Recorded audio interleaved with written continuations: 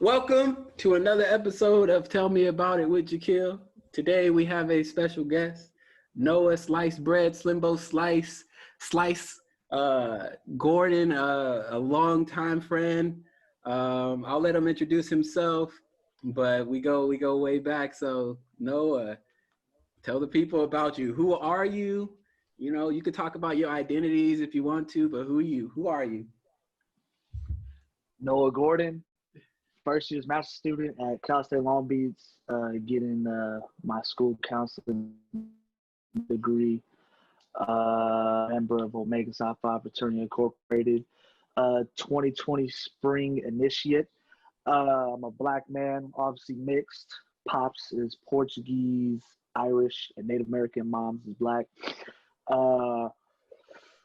Graduated from Cal State Long Beach, BA Communication Studies. I met Jakeel in the goddamn dorms at Cal State Long Beach. We were both working there. Shoot, man, is that all about me now? Oh, I work in education. I work as a program coordinator at the Urban Math Collaborative, and I'm also an academic coach for a program called BOSS. Damn. Yeah, I'm doing a lot of things right now, man. Damn, I'm busy. also a leader of King to King, which is a black men support group at Cal State Long Beach. Yeah. I was doing big things. Yeah, I was hoping you was gonna drop that in there at some point. Yeah, I forgot. But yeah, like Noah said, we met in housing. You know, both of us working in housing. And you know, I got those housing woes. I got those stories about housing, about when I first got hired and shit. But that's for another episode. But you know, just like I say on all the episodes, you know, I bring the guests in here, and I want you all to know that, you know, I bring these guests in because I do have personal experiences with them. And so, you know, just like in the other podcast episodes, Noah, talk about an experience that you had with me. And I got two. I got to talk about how I met you, dog, because that was real. So we lived in a hall, and I lived on one end of the hall, and Jakeel lived on the other end of the hall. And every single time I would walk out, Jakeel would walk out.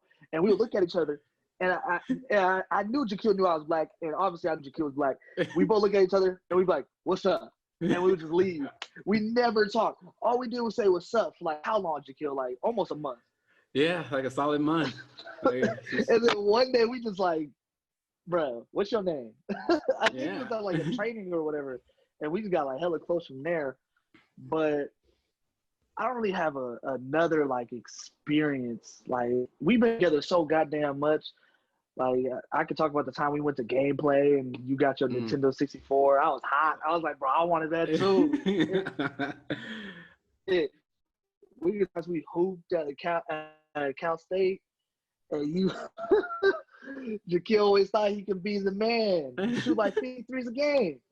Hey, you gotta hit him, right? Like, goddamn, bro, I used to be hot. But all times I had with Jakeel was always some love, man. It was always good.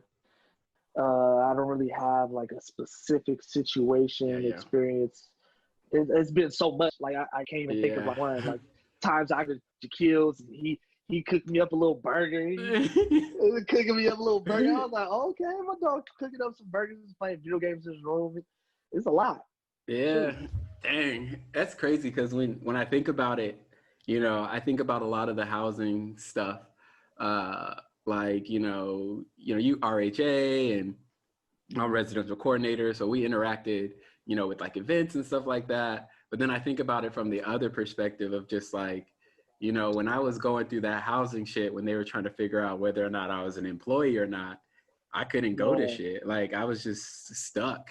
And so it was like, I see them, they, you know, we interact with RHA and shit. So I'm gonna talk to them. I see they're all people of color. I was all like, oh shit, let me just talk to him and shit. You know what I mean? I was all like, I see a whole bunch of them, like black people over here. I'm like, let me go talk to them. And then, you know, from there it was just like basketball, you know, just hooping, to just like trying to figure out housing stuff with like, you know, figuring out like men of color in housing, starting like BU and all that stuff. And BU. And trying to just like create a space for like men of color to kind of like go through this housing experience and navigate school and stuff like that. So there's definitely a lot of experiences and shit in that way where we had and stuff like that. So that's Noah. That's me and Noah's relationship. I haven't talked to him in a while, so it's good to get a quick check in while we're here. But so today's topic, we're going to, we are literally going to be talking about our experiences as Black men in our undergrad. And I say undergrad particularly because both of us, me already obtaining a master's degree and Noah now seeking one, we both have our experiences in higher education as Black men. So to kind of start us off, Noah, what was your process like, right? Starting, you're a high school senior. How did you choose where you was going to college? So I was I wasn't gonna apply. I had grades. I took the SAT. I took the ACT. I was chilling. Like I had all the tools. I just wasn't gonna apply. And my brother, had me come to UCR with him, just for a week. And it was literally like the last week of November, which was like the last week for everything. UC applications and CSU applications, and it was like the last weekend. He was like, "Did you apply for college?" And I was like, "Nah." And he was like, "Nigga, come on, get over here. We're gonna have a rough weekend." For that whole weekend, I typed my paper. I did everything. I just applied to schools.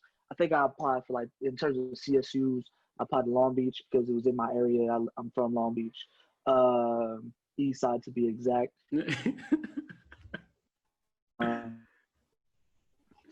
Got thrown down there. San Francisco State, Cal State LA, and then Cal State Northridge. And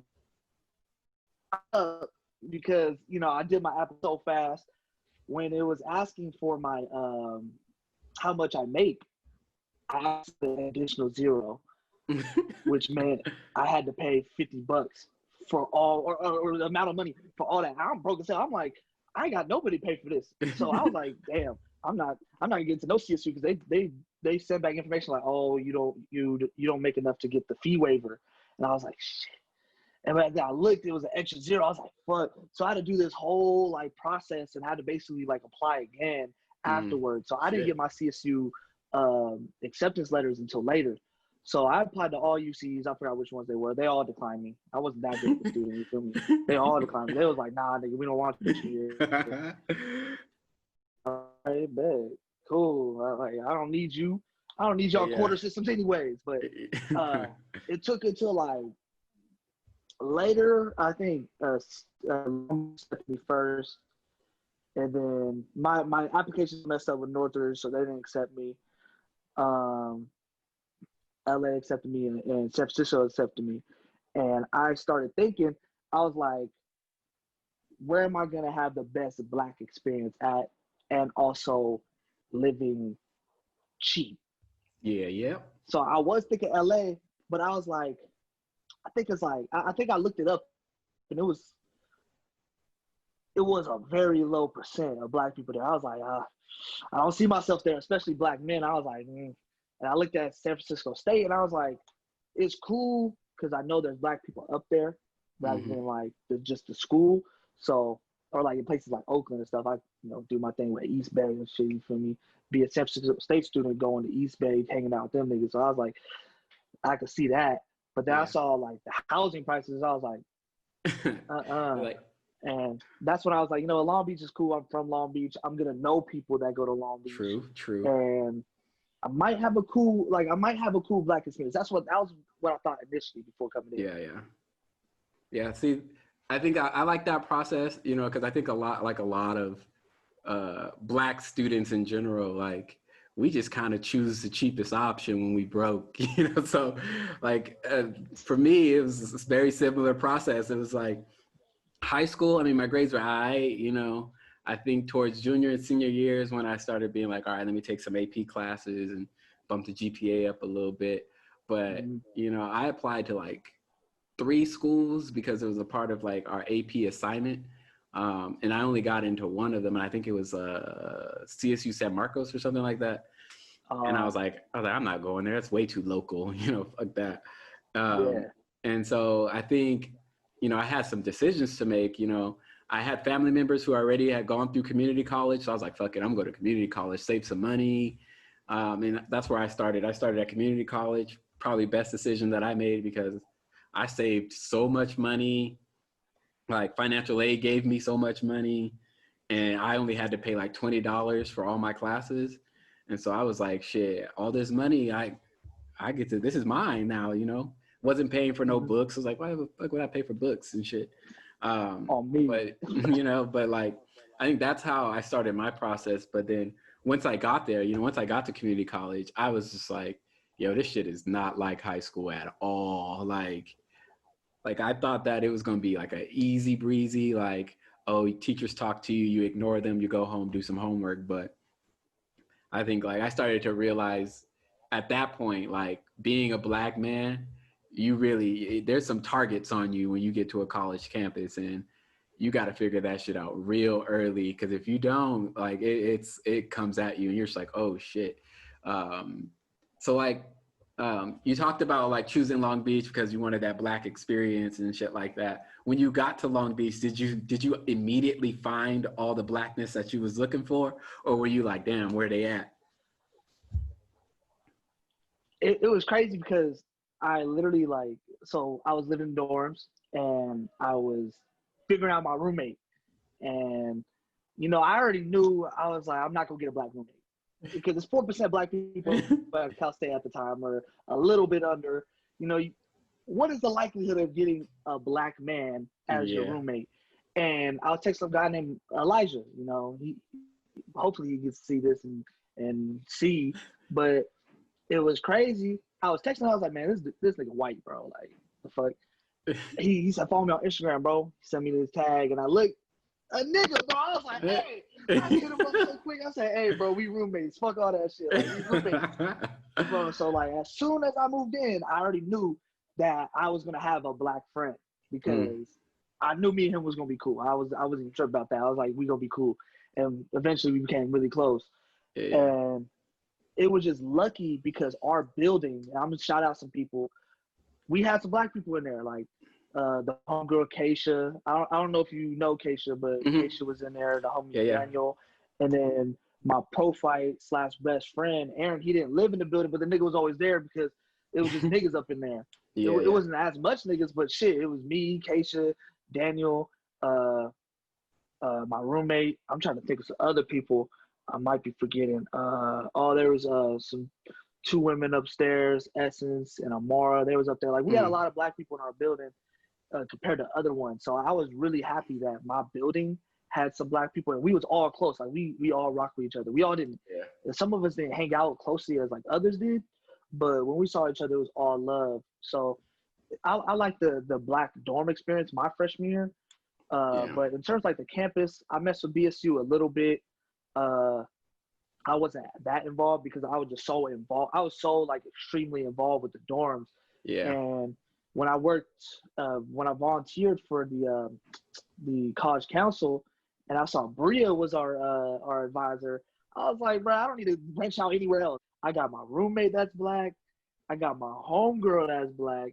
My girlfriend at the time, she's black. I was like, bro, everything I need is in Parkside. That's our yeah, respective college or yeah, dorm. yeah. I was like, bro, I got it all here. So that was like my experience. But in terms of being in class, that was a difficult like issue. I was like, I had classmates who were black, but we didn't really talk that much. Like they were doing their own thing. They were commuting and shit. They were all doing their own thing. So Yeah. we didn't really build no relationship vibe. Yeah, yeah. I think to shout out to everybody that you shouted out because I do know a couple of them. I talked to Keisha not too long ago. She Mm-hmm. interviewed me for one of her classes. Um, Erin, I remember Erin. Essence, I remember we hired her to be an RA. Like there's some people that I do remember. Yeah. You know what I mean? Because when I got to Long Beach, because when I got there, you were already I think a junior. But when I got to Long Beach for Nah, grad, I I think you were a didn't I junior when meet I you? Was it? or you were a sophomore. It was one of those two. Yeah, I was freshman going. Yeah, it was summer freshman transition to sophomore. Yeah, that when I met you during that time, I think that's when a lot of things were different. But I remember meeting all of them and how active they were. And then when I started working at Beachside, I remember Keisha lived in Beachside. And so I remember seeing Keisha every once in a while Yeah. around Beachside. But also shout out Bria. When I got to Long Beach and started working at Long Beach, Bria was holding it down, as well as Juan, Melinda, Andrew, Tutu, all of Mhm. Catalina, all of the homies, Chris.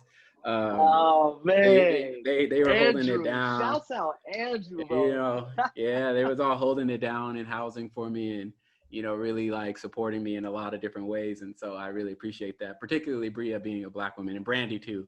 Both of them really supporting me and stuff. Yeah. Um, Oh, shouts out Brandy. Oh shoot, I forgot about yeah, Brandy. I know, man. There's a lot. Time goes by, and you just kind of like forget. But then you remember when you have these conversations. But yeah, you Yeah, talked about something that definitely. I think for me too, when I was in my first year of college, was like being in the classroom and like first thing, and a lot of us niggas do this. We look for the other Black people the moment we walk in that class, and we're like, all Facts. right, we do our little scan. We're like, all right, there's one over there, one over there. Let me see if I can go. And you be like, hey, bro, what's up? And or hey, how you doing? Like you just try to get real close, but my first year, I had nobody Black in my class. Like it was weird. And so, because I went to You school went with to my Humboldt, right? brother, so I went to Humboldt, and Humboldt is real white. Like it is just Yeah. real white. And so I remember just like being in my first class and just being like, yo, there's like 80 people in here, and not a single one of them is Black. And I'm just like, damn, is this what's going to be like? And most of my classes were like that until my senior year. But like it was definitely like, so ain't nobody gonna be talking to me in here. All right, that's cool. And I think too, like when one thing to realize about at least about my Black experience in college in my undergrad was that the amount of people who were afraid of me, or when I started talking to them, they were like, and I would ask like, oh, like why did it take you so long for us to start talking or to be friends or hanging out? They're like, oh, I was just intimidated to walk up and talk to you. I'm like, why? They're like, I don't know. And I'm like, dang, this Blackness is scary, huh? Like I'm a very approachable Yeah. person. What is the deal? Um, did you find it easier to deal with like the shit you were dealing with in like your undergrad classes and stuff because you had the housing? Because like in housing too, like the niggas will hold you down. Like you see each other in the halls, Yeah. in the common areas, in the dining hall, like you gonna see them. If you know them and y'all have seen each other, you gonna be around them a lot. Do you think that helped you like And in your years? yeah, I think so. Just because like when you meet the people in housing, after that, after your first semester of housing, or like your first semester, you gotta just go through it. But that second semester is always something because everyone that you can get classes with. Like, hey, Mm. when's your registration date? Oh, okay, bet. Oh, let's get a class together. Like, and then you come into class already knowing I got the homies up in here or whatever. Like, especially Yeah. when my brother came to Cal State. Shit, remember when Oh JT came yeah, in? I yeah, looked at yeah. JT. I said, bro, we gonna get classes together, nigga. And we even went study abroad together. Yeah. Man, I was like, bro, we gonna figure this out. So ever since my after my first year, I never really felt that uncomfortable in class because Mm. I knew how to finesse the system to get a class with someone that I know or fuck around and get an online class. You feel me? Yeah, yeah. Yeah, And no, not no, have to I worry get about that. talking to anybody, you know? Yeah, I get that shit. That's for sure. I don't Like have to worry about shit. that is definitely the strategy. Is like, yo, let me just get an online class. I don't really give a fuck what anybody looks like in this point then. But no, Bro, I remember I took I, this class. Bro, this class I took, uh, I want Tom 200, bro. It was 8 a.m. calm 200. Okay. There was black people in there, like for example, Kiki, the RA. Oh, Kiki. Yep, yep. Yeah, she was in there, but I sat in the back. I'm gonna get sit in the back. I'm not trying to be the center of attention all the time, especially in 8 a.m. I sat in the Yeah. back, and I thought when I first saw Kiki, I was like, oh, like this is about to be a fun ass class. Yeah. But Kiki would come in and sit all the way in the front. I'm like, She talking to the professor, having a conversation. I'm like, oh, I know what her plan is. I know what she's doing. She establishing that relationship. Yeah. I'm not finna do that. I'm not finna come all the way to the front. So I sat in the back by myself around all these white people, not saying a word. I had a C in that Yeah. class. I was hot. I was like, bro, I should have been up there with Kiki, because I knew what Kiki was doing. I knew Kiki got that A. I knew what she was doing. It's I look, knew what she was doing, bro. there's classroom strategies, you know what I mean? You like, look, I know somebody in here, but I don't really want to be in the front. You're like, damn, like, do I sacrifice being in the back and saying fuck it? Or do I go to the front and be like, look, we just gonna do this in the front and navigate this class together? It'd be hard sometimes, because sometimes you'd be like, I am not with the shit in this class like right now. Like I gotta wake up early. I gotta fucking look this teacher in the eye. They're gonna talk all sorts of reckless shit, things I don't understand. Then I gotta listen to the people around me say dumb shit and stuff like that. And that's even worse, because then you like, Yeah. if I open my mouth and people are gonna look at me, there's tensions on me and all sorts of shit. And so it's like, fuck it, I'll just shut up and take this C and be like, fuck, like there it is. Like it is what it is, you know. Fuck it, bro. Like Fuck it. how it I is. literally sacrificed sitting in the front, nigga, and got a C, bro. I was like, nah, I'm not sitting in the front. No, I look, it happens. You just like fuck. Like this is, even when you see other black people in the class too, like sometimes I think we are taught just as black people, like, you know, you got to do what you got to do to survive in that class. And like, and sometimes it's like, fuck, I may have to ignore a couple of niggas to do this. Like, and I don't really want to do that. Like, I don't really want to do that, you know? And, you know, I think the hardest thing about it is like how, how hard it is sometimes to just like navigate the classroom dynamic when you really just want to be around black folk. Because it's like, not that, you know, you dislike or you hate being around other people, but it's just different being around black folk. Like you can say dumb shit around black folk and they won't think that because you're black you're dumb. They'll just be like, Yeah. okay, like what the fuck are you thinking? So it's like, there's no, I got a story on that. you know, there's no like, oh, maybe I just didn't know the answer. So yeah, go ahead and tell us that Yeah. story. Bro, I had this class, poli sci. I think it's poli sci 100. You know, the introduction poli sci class that you have to Yeah, take. yeah, yeah. And there were black people in there, but it was just that type of class. Like, you know, the classroom dynamic where it was just like, you can't just, oh, my nigga, what's the deal? Like, Yeah, do all yeah. that. Like, oh, shit, that's my nigga right there. Oh, what up? Like, it was quiet as soon as you walk in, you sit down. And nigga, I said, fuck it, bro. I'll be on 8 ball all day. You know, the iMessage game, nigga, I was over there clicking that shit. That's what I was doing the whole class. And one day, the professor like looks at us. She's like, "Oh, I would like everyone, you know, to share like where they're from." It's like 200 people in the class, so people say some real generic shit because it's a quiet class, so everyone's trying to Yeah. say it and get out the way. So they're like, "Oh, I'm from Mobile. Oh, I'm from the IE. Oh, I'm from Riverside." Nigga, I came up. I said, "Nigga, I'm from Eastside Long Beach." Everyone was like, like, they started laughing. They thought like, "Oh, what's wrong with this nigga?" I was like, "Bro, like." If I was around niggas, everyone would be like, "Oh, I'm from this area, da, da, da. Like, Yeah, oh, yeah, this is where I'm from. Oh, East Oakland." Like, people really love that area, but I was really sitting yeah, there like, "Y'all niggas don't love your area like I do." So I was like, "All right, for sure. I don't give a fuck." yeah. It's, man, it'd be like that though, because like when I was, I've never in a class like that did some shit like that, because my teachers weren't with the shits like that, and I just was not participating like that. But I think for the most part, like every time I introduce myself, I would always, because they would, oh, say a fun fact about yourself. And I'd be like, I'm Jakeel. I have a twin brother. And they'll be like, really prove it. And I'm like, why do a nigga gotta prove to you that I got a twin brother? That's not just something niggas say.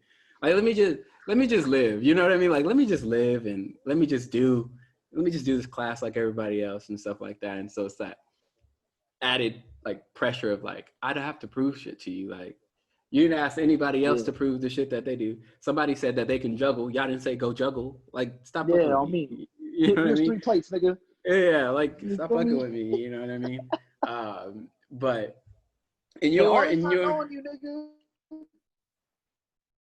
You didn't know I had a twin brother? Twin brother. Well, Nigga, it this didn't whole really come time. up. It didn't really even come It's up. You know been what I 3 years, nigga. What? mean? Yeah, It didn't really come up. That's the thing. You know what I it mean? never come Like, up. Wow. family never came up. It was niggas was hooping, niggas was eating, niggas was dealing with housing shit together. So it was all that Yeah. shit. And it was like we never talk about family until like we met each other's family. Like when I met JT, I was like, oh nigga, you got a brother. Like, Yeah, oh, on okay. me. You know what I mean? Like, oh, okay. Shit. Nigga, Yeah. I remember being in your room from like 8 at night to like 3 in the morning, nigga. Yeah. We didn't talk about family one bit. Yeah, at all. We talked about all other shit. You know what I mean? Just not family and stuff like that. And that's just the way it happens sometimes. You know what I mean? Yeah, But on me. Fuck it. in your experience, right? And I'm gonna use some of your identities that you talked about, right? You being a mixed black man, do you feel like people looked at you differently in the classroom because of it? Yeah. I mean, I'm be real. Niggas thought I was Mexican. So like, I'm be real. When I walk into class, it's like Mexican people come up to me real quick and try to like say a little something that was just like how niggas see each other and like we give each other the head nod. Mm-hmm. It's black things that we do Yep, that yep. identify like, hey, I know you black and I fucks with you and we gonna connect. Like it's just that Yeah, type of it's the energy. It's not even just yeah. the head nod, but there's other things too that I That really can't energy. say right now. I just gotta see a new black person that it's that energy, and that's what I was getting from these Mexican folk. I was like, Like, and I was oh, so confused. I was like, oh, like because I'm not used to motherfuckers just coming up to me that quick and trying to like talk to me and build yeah. something. And I'm like, oh, okay, cool. And they kind of like find out I'm black just by like the shit I wear. I wear like the LA Black Worker Center shirt. You Mm-hmm. know me, I had the fucking We Out Rosa Parks shit. Like, Yeah. it's shit that a Mexican wouldn't really wear, Yeah. unless they really with the shit. Motherfuckers look at me and they're like, oh, he's black. Yeah. Yeah. And then, Oh, that's the then way for me. I'm like, oh. I think And then too, it gets like, weird from there. yeah, yeah, that's the thing. Like that's when it will get weird. I think for me, like, because, I'm very obviously not ambiguous looking. I'm very black, like you can tell, you know what I mean? I think when people approach me, it's literally on that, like, oh, I'm hesitant, or like, you want to talk to me about some black shit. And so like, I think like early on, because I was going to Humboldt State, I think a lot of people thought I was like a hippie, or they thought I was like some like different type of black dude. And so they would ask me about these random things. I'm like, I have no idea what you're talking about. Like I listen to like 90s hip hop 99% of the time. So I have no idea what you're talking about. Like I am black, like blackety black. And so it's like, don't mistake that Yeah. as like, that's just who I am as a person. And so I think a lot of people had a different idea of me because I was going to Humboldt State and stuff like that. Cause they're just all like, oh, like you're from San Diego and you are here at Humboldt State, you must be like a hippie, or you must smoke weed all the time, or something of that nature. And I'm just like, nah, like they gave me a scholarship. I go wherever it's free, like I'll take the free school over any other school. You know what Yeah. I mean? Like, nah, this is a free ride. So, talk about a time where you felt like people were like either scared or people just like made your blackness apparent to you. Like, Ooh. because I I'd could say the think of time like, like shit. Yeah, I'm thinking right now. yeah, Shit, nigga. yeah, because I could think of a I'd say time like like for me. I remember. Yeah. Go with that. I'll because I have a situation. I want to see if it's similar to yours. Say Okay. yours first. Okay, so for me, I remember being at Humboldt State and all of the shit going on in the world, right? That's still going on with police brutality and all that stuff. I started going there around like Mike Brown. And Mm. I remember somebody asking me, about Black Lives Matter, but they didn't ask me if I support Black Lives Matter or All Lives Matter. They were just like, so this Black Lives Matter stuff isn't what did they say? This Black Lives Matter stuff is pretty stupid, huh? And I was just looking at them like, so you don't think I'm that type of black dude? And so I had to really reflect and be like, oh shit, like I'm black. Yeah, Like I never doubted it and never, had that moment of like, oh, maybe I'm not black. But it was like in that moment, I was like, I'm no longer a college student in this moment. I'm a black dude in this moment. And I have to yeah. realize like, oh shit, like people are looking at me as black dude before they see black student. Like, Mhm. and I'm just like, oh shit, like they made it so apparent that like in that space, people saw me as a black person, not as a student. And that's one situation that I could think of where my blackness was just made apparent directly to me. Yeah. Uh, yeah, I had a situation. It had to be my second year because I think my third year I cut my hair. But whenever I had my hair in, Mm, I braided my shit up and I had a do rag on it. I pulled up to class and um, I want to know what class it was because I remember this situation. I just need to remember the goddamn class. It was a lecture hall, and I'm sitting there, and I have my do rag on. I don't even know what outfit I'm wearing, but it's some nigga shit, bro. I'm just wearing my shit, and like I'm over here, pulled out my motherfucking notebook because I'm old school. I always write in a notebook. Everyone in class got their MacBooks, like typing that shit away. I'm like, I got my notebook. This shit's $1, bro. What? Like I'm writing my shit down, and then someone sit next to me, and it just threw me off because my whole life wearing do rags is like that's yeah, the norm, low key. You that's feel me? culture right there. You know what I mean? That's just That's what it culture. So is. I'm like, nigga, look at me and said, "Hat is that?" I said, "A hat." And he was like, "Yeah, what type of accessory?" I said, "Accessory." I said, "Bro, I had to give this nigga some game real quick." I was like, I had to give this nigga some game. I said, "Bro, it just lays down my hair, bro, like so my braids don't get fucked up." And he's like, and then now he gets to another thing about braids. And he's like, "Oh, so like, what's up with braids?" Oh, it was my argumentation. It had to be a com class. I just don't know what it was. I forgot. It's a class. So he was looking at me. He was so like, what is like? Why do you braid your hair? I'm like, oh my god, bro. And it just clicked in my head like, I am a black man Yeah. sitting in a classroom full of white people, and these Yep. niggas don't know shit about black culture. And that's how I knew. That I was like, yeah, damn.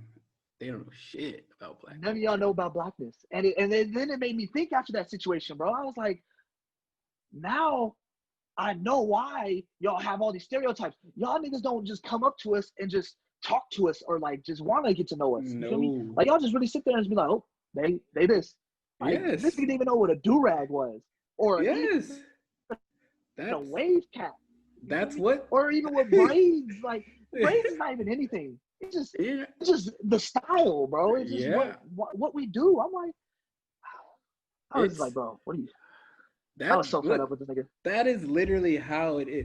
Like people, especially, let me just particularly talk about white people because we could talk about whiteness and how that's oppressive and shit, right? White people will just Yeah, assume, like they'll instead of asking questions, right? They'll just be like, I don't know what that means, but I guess it means this. And you're so like, why don't you just walk up to me and ask me? And it just don't be insensitive or don't be like offensive. And depending on the situation, we can have a conversation about it. Now, don't be like, so I just want to touch your hair and I want to figure this out about your hair. No, no, no, no. Like you genuinely need to like research some shit on your own, then come to me with some information that you already have. Then we can have a dialogue. Don't let me be the person that first tells you about, oh yeah, like black people's hair is different than yours. Like fucking yeah, do your research. Google exists. Use that shit. Like research what you want to research since you're so curious about it, since you're so interested in it. And then if you have questions and stuff like that, you can ask them in a way where it's not insensitive or offensive. And if you feel like you can't have a casual conversation about it, don't ask the damn question because you're probably going to offend somebody. And then repercussions are on you. Like if somebody throws hands with you because you said something about their hair, that's on you. Like that's literally on you. So it's like so many people, I think, misinterpret Black culture like in all levels of society, especially in education. Like they get so surprised when Black people are being Black in classroom. Yeah. And they're just all like, oh shit. Like I remember the first time I said nigga in class, I think my teacher almost lost his shit. And I was just all like, what? I said, I just want you to know this is just definitely a part of my language. Like, yes, like in professional settings, quote unquote professional, in certain settings, yeah, I'm not gonna say nigga. Like it doesn't call for it. But in situations like classroom, sometimes I'll be like, damn, nigga, damn. And you know, like, oh I shit, mean, nigga. I'll fuck about a question on the motherfucking exam. Like, fuck, nigga. Yeah, you know, like, and then, you know, and I said it like, I was like writing something. I'm like, damn, nigga. And then like, cause I was talking to myself, like, damn, nigga. And I was erasing. And then my teacher was like, oh, is everything okay? Are you fine? I was all like, yeah, like, you know, I fucking messed up. Like I gotta erase, you know, and I don't like erasing, you know, like, and my teacher was just like, can I talk to you after class? And I was like, oh, for sure. You know what I mean? Like, and I'll never forget this. He was just like, hey, I know it's not necessarily against policy, you know, to say that word. And he's like, but I would recommend you not saying it in this class because it can make other students feel uncomfortable. And I said, then they don't have to listen to me. I was like, at the end of the day, like this is my college experience. Yeah. I'm paying to be in the class just as much as they are. So I'm not gonna out here disrespect anybody, but this is my language. Like that's like asking someone who speaks Spanish not to speak Spanish in your class because other people may feel uncomfortable because they don't understand. I'm not here for you to understand me. I'm here to get my grade, to get my education and continue on. And so I talked to him. I was like, well, what's making them uncomfortable? And he was like, I don't know. None of them actually said anything. I just don't want to create an environment where people feel uncomfortable. And I was like, well, that's your job as a professor is to make sure that that you can facilitate a environment like that. So like for me, I was like, look, I'm going to say nigga from time to time. I'm not going to directly say it at you, but sometimes it's going to come out. It's a part of my language. You know what I mean? Like it's just like cuss words. Like sometimes they come out when you're reacting to things. And I was like, but I can handle myself. I can get it out. And he was just like, oh, okay, well, you know, I just wanted to bring that up just in case any, you know, student comes to you and says they felt uncomfortable. I was like, I'll gladly welcome the conversation, but I doubt any student's going to walk up to me and say I was uncomfortable by you saying the N-word. Yeah. So you know, that shit is it's just an interesting thing, especially when you talk about just the N-word in general. Like, I know there's been times when, even when we were together, right? Like whether it was dining hall or basketball court, and we'd be saying nigga and stuff like that. I literally watch around and see other people like react like, oh shit, like Yeah, like, oh shit, oh god. I don't know if I can, I don't know if I should be around here. So like, no, like it's just how it is sometimes. Like we're having a conversation and we're indulging in our culture. Some Black people don't use N-word and that's their choice. I say nigga, like that's my choice. Now, you know, when we that's my talk, choice too, bro. you know what I mean? Like when we're in certain settings, yeah, of course I'm not gonna be like, hey nigga, you know what I mean? But like for the most part, like if it's just me and my people, my culture, I'm going to say it if I feel comfortable saying it. But when you talk about this question popped into my head when you were talking. When you were talking about the student who was asking you about your do-rag and shit like that, have you had any experiences where somebody was so racist but not oblivious, like were not aware that they were being racist towards you? Or have you ever dealt with a situation where someone didn't know you were Black and was talking about black stuff? Not that one. Not I had never been around someone that was just talking about Black people. But you said when someone was being like overtly racist but didn't even know that they was being racist. Is that what Yeah. you said? Yeah. Okay. Shit. I work with people in housing. I'm not gonna say names. That's a real big name drop. I have worked with Yeah. people in housing, and they will say some things. I'm just like, this is racist. No, I'm just not gonna say their names. I'll tell it to you offline. But Yeah.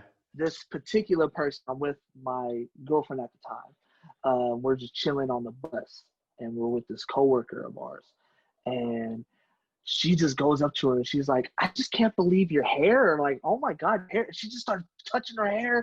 And like, Oh. I wish I had curly hair like this. Like, why is my hair like this? Going on, I'm sitting there looking at her and she's looking real comfortable. And I told her, I was like, hey, that's something that, you don't do here. And like, you don't do that to black people. She's like, oh, I didn't know that. And like ever since that day, I would just watch, the shit that she says because now you're on the watch fence. I'm gonna start looking at the shit that you do, the shit that you say, and that's when she starts questioning the shit that I do. Mm. Now she's questioning, oh, why do you put too much product in your hair? Because I had long hair at the time, and then Yeah. when I cut Yeah. it, I'm still putting product in it. She's like, why do you put so much product in your hair?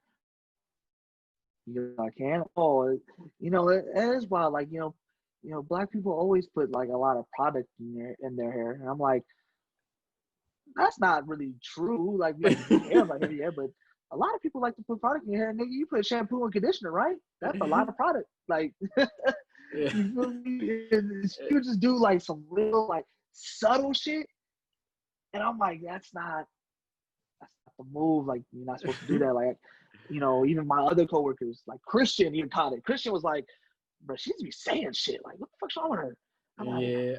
I think I something know who wrong you're with her. talking about too. But I think in my experiences, right, especially with those microaggressions and shit, right, I had Yeah. a teacher say the N word like casually, like he was talking and we were having a conversation, and he was like, "Yeah, that's just some shit niggas do," and I did this like he didn't say that. He What? and I was like, he didn't say niggas, did he? Like, and so I asked him. I said, uh, "Did you just say niggas?" He was like, "Yeah," and I said, you can't say that. I was like, that's inappropriate. And he was like, oh, is it? He was like, oh, I thought we were cool like that. And I was like, no, you would never be cool like that. What the hell? That's, from that moment on, I couldn't fuck with that teacher. And I went to his dean, right? And I was like, normally, I wouldn't come in here and, start snitching on people, but he said niggas, and I think that's a problem because he's teaching a bunch of students. And they were like, "Are you sure he said the N word?" And I was like, "I'm pretty sure. I'm pretty sure." We had a conversation about it, and he was like, "Oh, if you had a conversation about it, then why are you in my office making a complaint about it?" And I'm like, "Because it's still wrong." And I was like, "What? Like, go have a fucking conversation with him. What you Yeah, mean?" And so he ended up getting fired like the semester after, but over some other shit. But I'm like, it took him that long to like deal with this situation. And I think those are just some of the experiences that we as black people have, right? In college, especially when we're trying to just figure out how to graduate and shit. We're just like, oh, all right, here goes a racist teacher, or here comes a racist student, or here comes a ignorant ass coworker. And we gotta navigate that shit. And mhm. so you talked about some of the things that's helped you kind of go through college, like housing, right? The housing fam that you had. Were there any other things Yeah. or resources on campus that you sought out in order to like help you graduate and stuff like that? Definitely King to King. King to King was big in terms of my last like 2 years. Black men support group. We had like weekly discussions or just meetups, and that's when I got closer to just a lot of black men on campus. I was like super happy to meet them, and we got like super close because like it would be a lot of us like the homie Isaiah. Like we knew Mm, each other, we saw each other. It was all love, handshakes, all that. But it was King to King that really got us like in motion. You feel me? Like we was now that's my dog. yeah. Um, like King of King, I'd say, not gonna lie, EOP, EOP is very, I'm not gonna say I'm still at Cal State Long Beach, but there's some things about EOP that I'm just like I'm a little wishy washy on, but but he has outletted me to programs like Upward Bound, which I worked with, and I messed with everyone at Upward Bound. Shout out Lavelle, shout out Kirkland, shout out Aaron, you worked there too, and McNair Scholars Program. There, McNair didn't have. I think I was like the only black man. I'm now trying to think. Me and Dr. Hamilton. Dr. Hamilton, he was higher up. He was in the program, you feel me? So I think I was the only black man. But those people helped me a lot. Like, I'm the reason, because I'm in CSULB for my master's program, I thank them tons. Yeah. Like, they did a lot for me. And with that being said, I had mentors like Dr. Hamilton, Lavelle, and then Kirkland. Like, they was really helpful. Like, Dr. Hamilton would check up on me all the time. He knew my grades before I knew them. He was like, good grades this year. I'd be like, I can go check a beach board or whatever, not beach board, but the CSLB thing. I'm like, I was knew my grades immediately when they came in. Like, what the fuck? Like, it was really cool to have mentors and role models like them. Yeah. That really like cared about like black students. You feel me? It was really cool, especially like people like Lavelle who really came from a section like South Central and shit, and making it through masters and all that, and now still working at Cal State Long Beach. Like he was definitely an uplifting person. I don't know if you met him before. No, I don't think I've heard his name before, but I've never met him. I've also heard Dr. Hamilton's name quite a bit as well. And when I started grad school, Ish and Kiari, shout out to Ish and Kiari. Them too. They were in my grad program, and they would always be like, Jakeel, we got to introduce you to all these black faculty and staff on campus. There was all like, oh, you got to meet Dr. Hamilton, you got to meet, Melita, you got to meet all these different people. And I'm like, look, I work in housing. Ain't no way I'm gonna be able to like stay extra time on campus to meet these black faculty and staff, but I want to.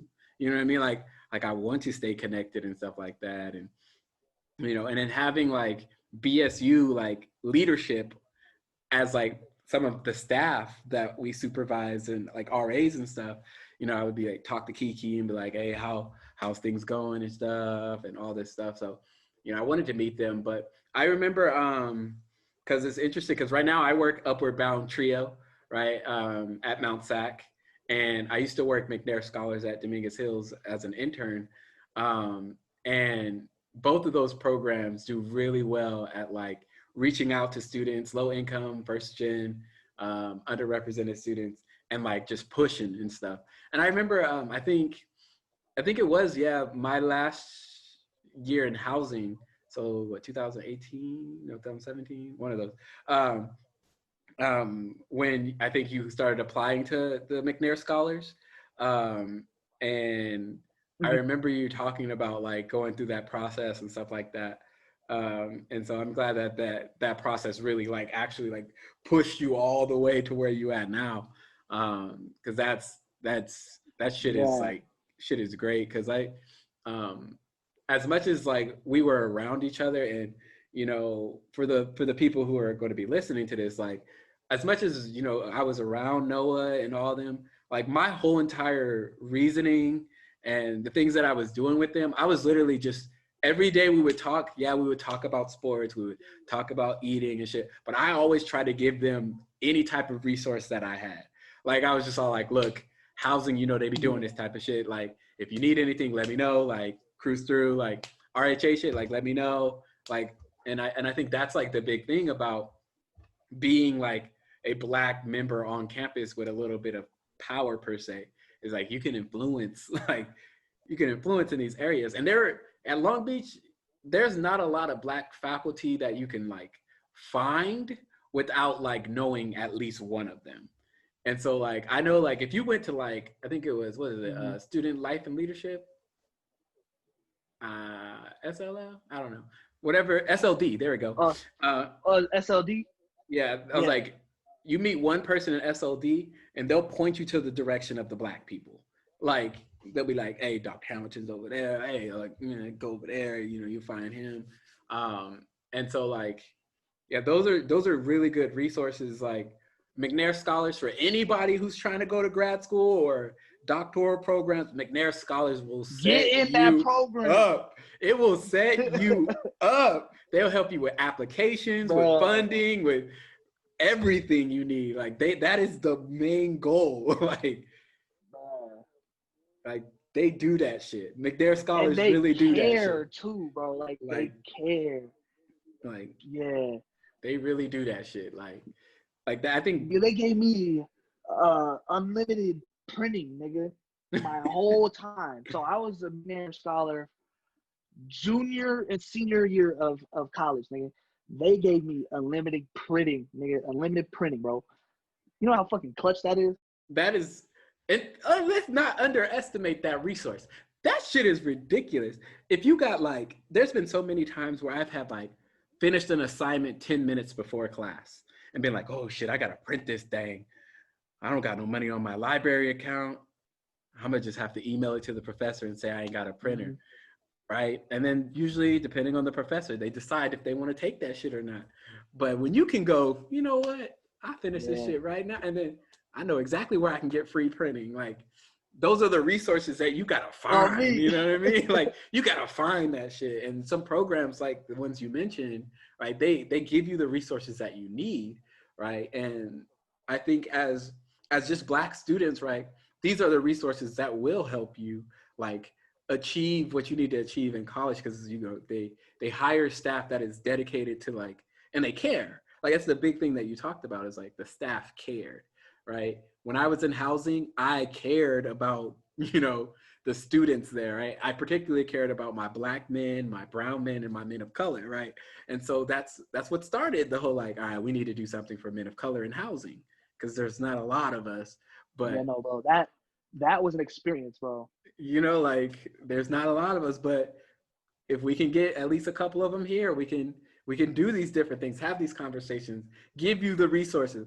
I remember I told them, y'all all need to apply to work in housing as an RA. I'm going to tell you how to prepare for the interview. We're going to do some practicing about the workshops. I Nigga, you want gave you. them the interview. I said, let's do it. Let's do it. Like I want you to succeed. Now I can't guarantee you a job. I work there and I interview you. But if you're prepared and you show that you want it, they can't do nothing but hire you. I'm gonna advocate for Bro, you. Like I said, come on. Those are almost the resources you need.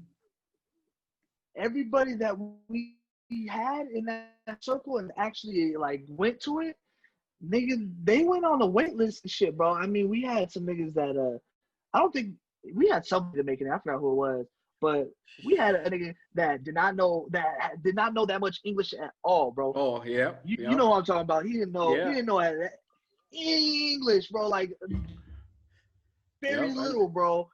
But we prepared him for that interview. He came up in there and knew what to say. That's all you had to say. All you had to do is say the right things, bro. And he got on a wait list.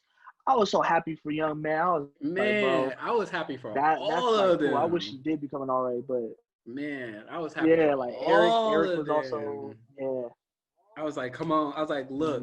I was that like, was dope. I was like, all the men of color in housing, you're looking at them. Like, you're looking at them in this room. Like, every time I be me, Noah, Andrew, Michael, Christian. That's it. That's what you got. Like, and Gabe. I was like, that's us.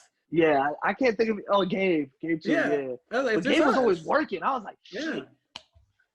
So it's like we And are telling you. we ran shit though. Like That's what I'm saying. Like, we are trying. I was like, shit, we're all bro. in leadership positions. Like, I was like, we're all in leadership positions, and there's RAs in the room right now. Like, ask them what you need to ask them. I'm RC. I hire.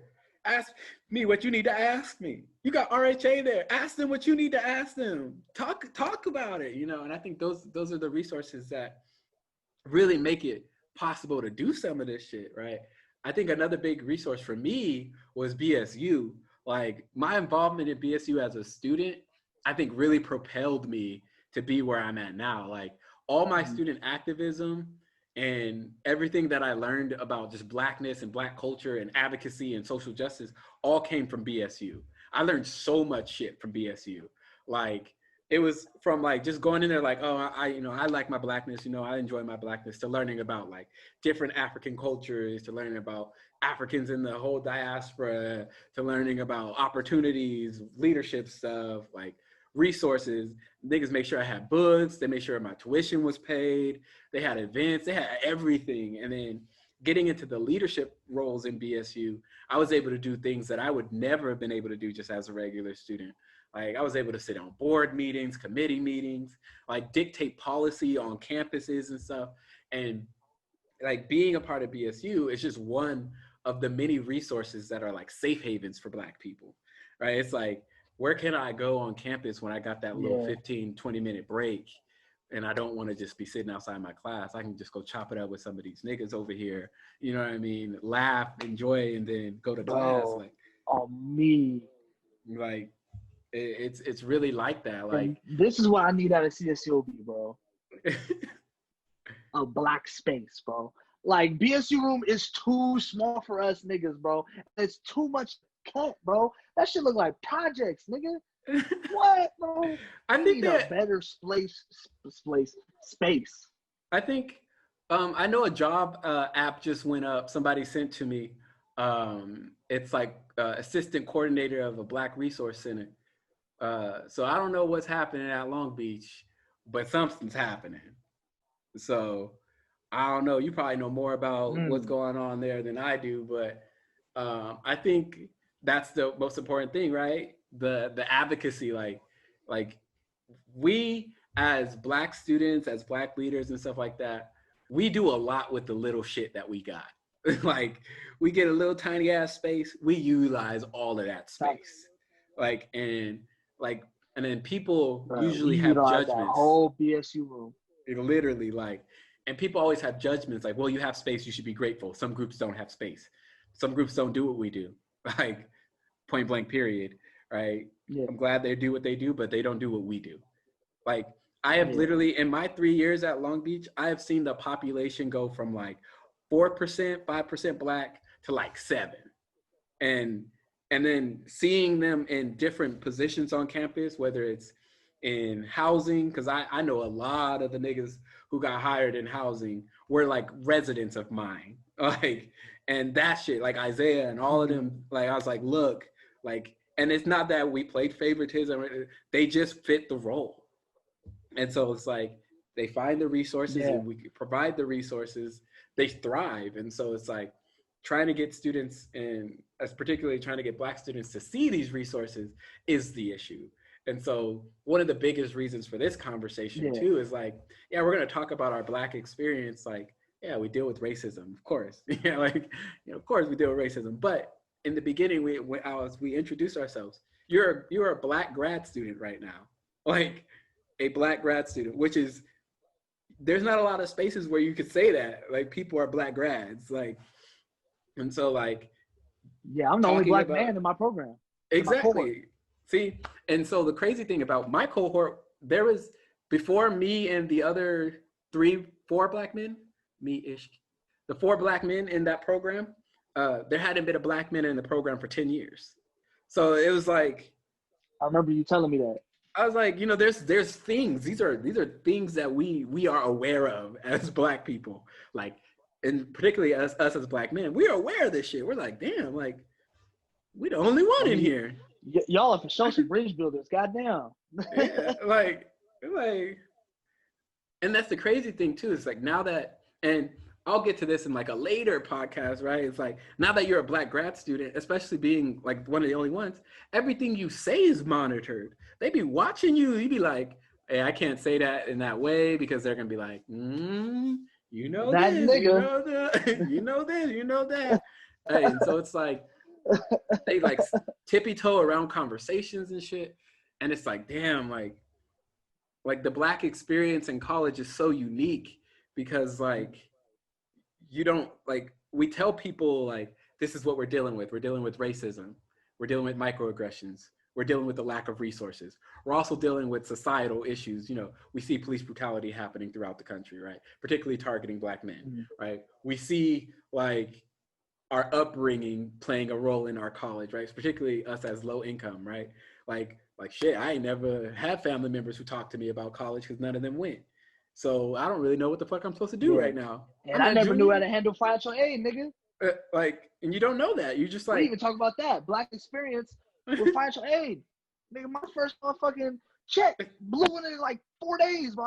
I ain't never seen that much money in my hands, bro. And I remember it was only like 1,500. And I'm not saying like only 1,500 because I'm just saying I've had a yeah, check from work and I was like, oh shoot, this is pretty nice. yeah, And I yeah. was like, okay, now I know how to maneuver with it. But that was the first thing I've ever got that was past like $100 ever in my life. And it was 1,500 in my hand, bro. I did not know what to do with it. I said, With no restrictions. They don't say, go bro, spend this on that. They said, here you go, sliced bread. There's your 1,500. Do what you got to do. And you go, shit. yes, There's a lot of things. I got a laundry yeah, list of things that I want to buy before school comes into my thought process. yeah. I was like, oh, let me get some tattoos. That Bro, was when the I first first moved thing. into the dorms, I mean, I started getting yapped and shit. Bro, look, I have the motherfucking here. Bro, when I first moved into the dorms here, it was just clothes and like laundry pods right in this thing. When I moved out, nigga, I had to take 4 trips to motherfucking Beachside to move in that summer, bro. With the homie, I was like, fuck, bro, that was a lot, bro. Those 2 financial aid checks I got, I went Just ballistic. kablooey, blew it all. And that's the thing. Like we're not taught Yeah, about these things. Definitely not taught not about even close. how to spend financial aid money. We're not taught about like, you know, what resources are on campus until we see another Black person. Because usually, like, what helped me was other Black people on campus. They were like, "Hey, there's these resources. There's these programs you should check out." And I was like, "All right, for sure. I'm here. Shit, I'm here all day. Let me go check them out."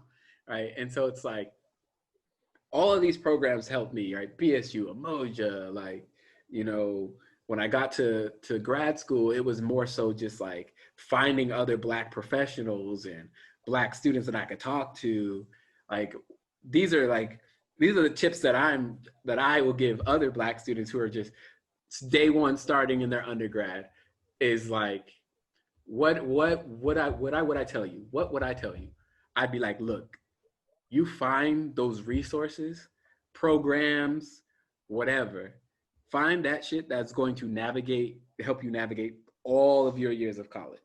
Like, because it will be your backbone, right? Find those Black people, right? And you know, you're gonna find other people along the way. I'm not saying ignore everybody, right?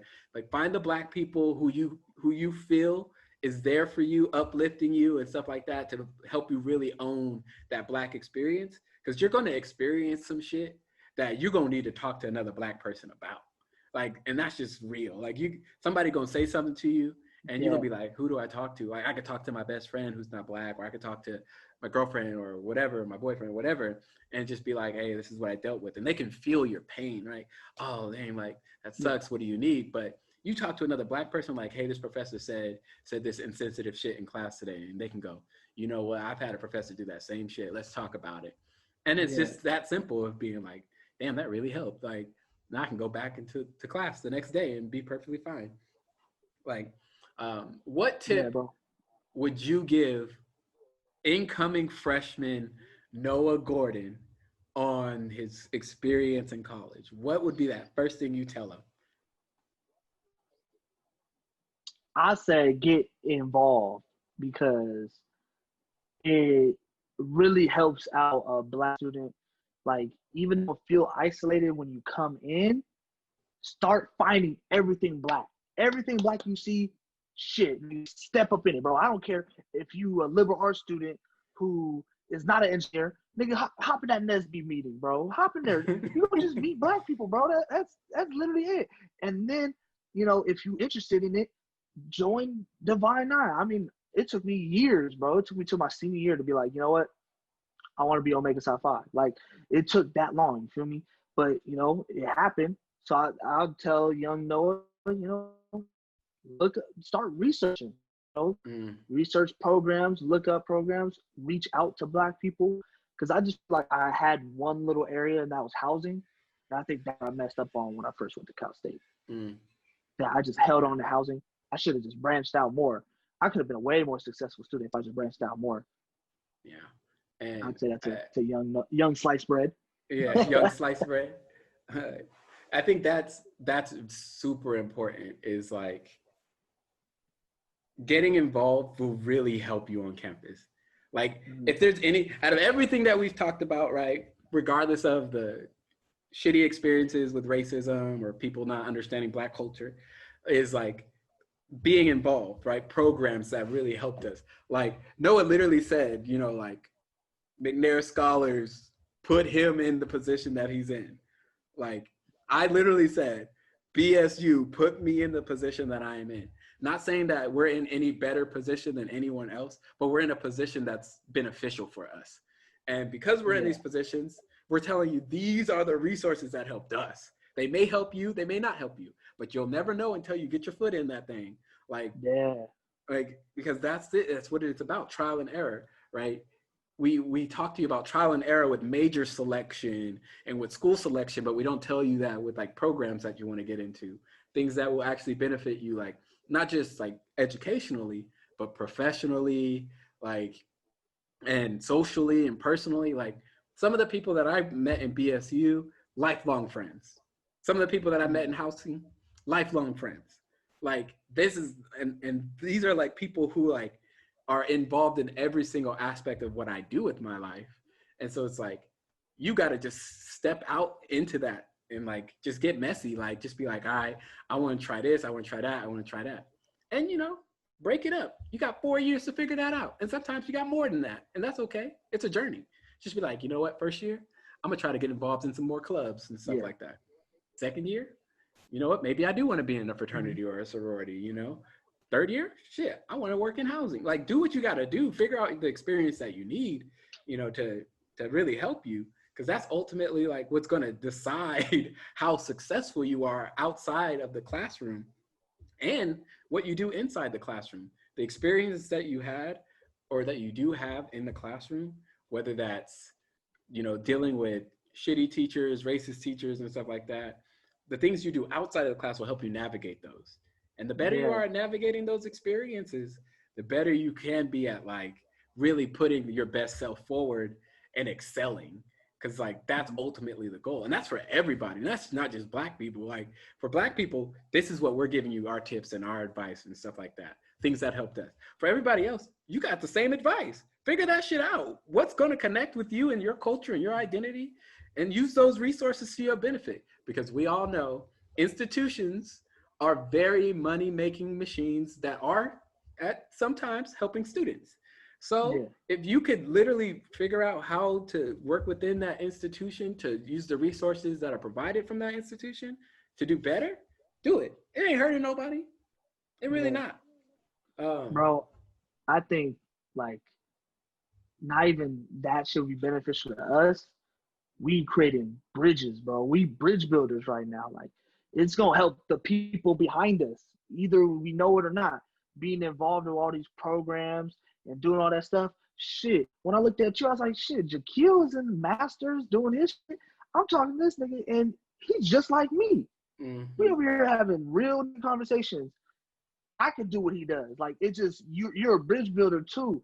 So like when I do this type of stuff, man, I want to talk to young people or people just a little younger than me, or you know, people in undergrad right now. Like you can literally do this too. Like this ain't just like a thing that white people excel in or anything. Like this shit, we could be in this motherfucking shit too, bro. So it's like be involved as much as you can, because you're gonna see a lot of people that are like you or similar to you, and you're gonna be like, nigga, I could be in this shit easy, bro. What? And that's the thing. And so I'll end with this piece of advice for everyone, right? Just based off of what Noah said, is like, who you are as an individual doesn't have to change because you're going through education, right? who you are as an individual you should grow as you go through education, learning new things about yourself, like learning your likes and dislikes, learning what you're interested in. That's a part of the growing process in education. But you don't have to change who you are as a person to fit educational standards. And that's what we're telling you. Like, I was still the same nigga from Poplar Bluff, Missouri, who was raised in Oceanside, smack dab in a master's program. Like, and I did not change, did not filter. I behaved in that way because that's who I am. Noah's still Slice, you know what I mean? Like, he's just Slice in a grad program now. And so it's like, education doesn't have to fit a mold of like, this is what you need to look like. It's like, no, this is what you need to pursue. This is what you need to be interested in, and then just pursue it. Right. And so that's the piece of advice I'd give all you lovely listeners out there. And that's Tell Me About It with Jakeel. Before we end, Noah, is there anything you want the people to know, whether that's, shouting out Instagram handles, whether that's events, activities, anything like that? Shoot, I'm gonna give out all my Instagram handles. So follow at _Slimbo Slice. And now I'm saying again, _Slimbo Slice. Follow, the Q's at Cal State Long Beach at XB_Q's. Q's as in QUES, and XB as in X and then B. You feel what I mean? So XB_Q. And follow King to King, I, King. So that's it. Also follow us BSU, CSUOB.BSU. Am I missing anything else? Follow Jakeel. I'm trying to think. Follow the Urban Math Collaborative. Also do that. Kind of forgot the handle, but it's like the Urban Math Collaborative. You'll see it. There ain't too many. It's all long these days. No, you good. I'll drop all that in the information on the description of this episode. I'll just ask Noah for it after. But that's been another episode of Tell Me About It with Jakeel. See you all next time.